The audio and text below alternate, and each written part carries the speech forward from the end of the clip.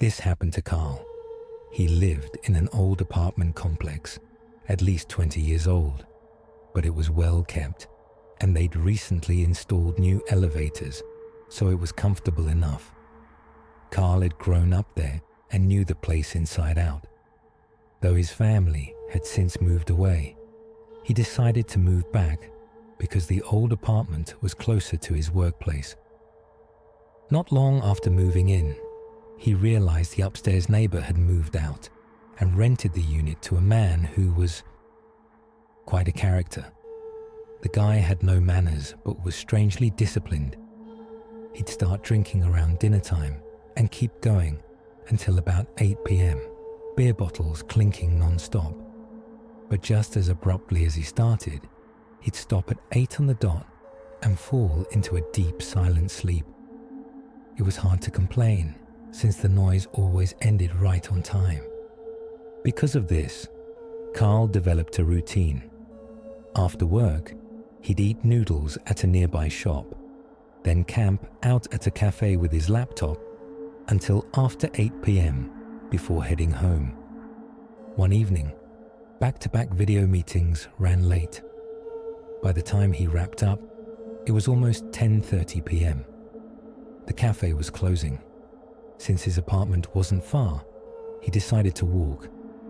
As he approached the building's entrance, just before stepping into the elevator, he heard a loud, "Hey," from the stairwell.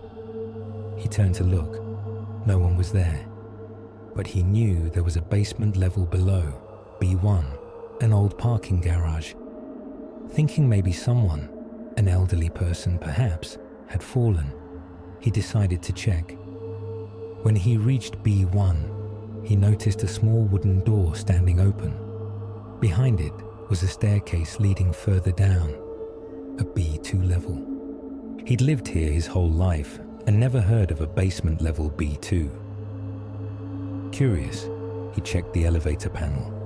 Only B1 was listed, no B2. But the voice had definitely come from below. He decided to investigate. The stairs led down to a space enclosed by a metal gate. Through the bars, he could make out rows of vintage motorcycles, unlicensed, covered in thick dust, like they'd been parked there for decades. Shining his phone flashlight through the gate, he suddenly noticed footprints appearing one by one in the dust, kicking up clouds of dirt still hanging in the air. Then, right next to his ear, "Hey." He swung the light toward the voice. A man stood there, maybe in his 30s, wearing a faded grey-blue nylon jacket, black dress pants, a pager clipped to his belt, and leather sandals. His face and hair were caked in dust. "Let me out," the man said flatly. Carl glanced at the lock on the gate. It was already open, just hanging there. The man could easily have reached through the bars and unhooked it himself. Still, Carl thought maybe he should help. As he reached for the lock, he noticed the man was trembling. "You fiddling with that lock?" the man asked. Carl looked up. The man was staring back with a twisted smile. A chill went through him. What if this guy's a criminal? "Hold on," Carl said cautiously. "I'll go get security." The man's tone turned aggressive. "Just turn the lock, kid. It's easy. Do it now, or you'll regret it. You're gonna have a bad night. Real bad." The threats grew cruder, more violent. Now angry, Carl shot back. "I was trying to help you, and this is how you act." "Fine. Rot in there. I'm out." He hurried back to the first floor. As the elevator door opened, his upstairs neighbor, the drinking guy, stepped out. "Hey man, you all right?" the neighbor asked. "Heard yelling downstairs. Sounded like you. When I moved in, everyone said you're a good guy.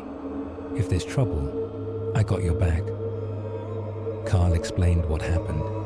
Some guy locked himself in B2.